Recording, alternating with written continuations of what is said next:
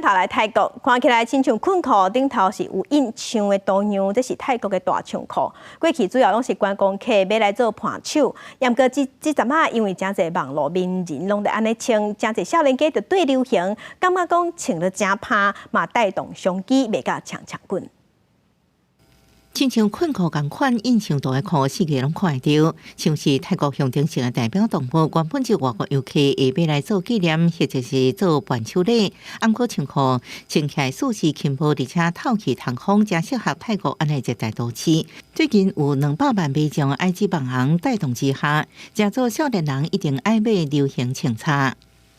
มันน่ารักอะค่ะแล้วคือช่วงนี้เขากำลังนิยมใส่กันเนาะใช่ค่ะ แล้วก็มันเป็นไวรัลใน TikTok ก่อนหน้านี้ที่แบบว่าใส่กางเกงแบบนี้แล้วมันเป็นไวรัลขึ้นมามันก็เลยฮิตแต่ก่อนก็อาจจะ 除了裤，还有裙衫，拢应付穿的多，也叫做泰国中产阶级上爱的衫。潘一工手这篇中讲，自从疫情转好了后，写字洋装甲皮包的订单拢增加30%，裤是占销售额85%。因为穿的多是正流行，100个工厂员工一工用生产1000到2000领的大长裤。 ใช่ น่าจะเป็นช่วงต้นปีที่ผ่านมานะคะ ต้นปีที่ผ่านมาก็คือได้รับความนิยมอย่างที่บอก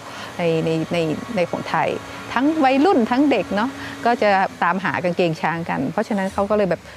กางเกงช้างมาจากไหน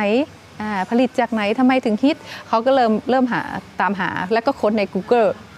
แล้วก็เจอโรงงานที่ 泰国文创服装品牌业者也看到商机，也拢咧抢夺衫裤的市场。 When people think about elephant pant, it's really cheap, right? But they're like, I want to make it look like a Versace. 一领长裤150块泰铢，差不多135台票。按过文创品牌一领要1090泰铢，台票978块。创办人讲，伊原本将目标族群设定是外国游客，按过也落见商业模式的改变。公司新闻新入会变形。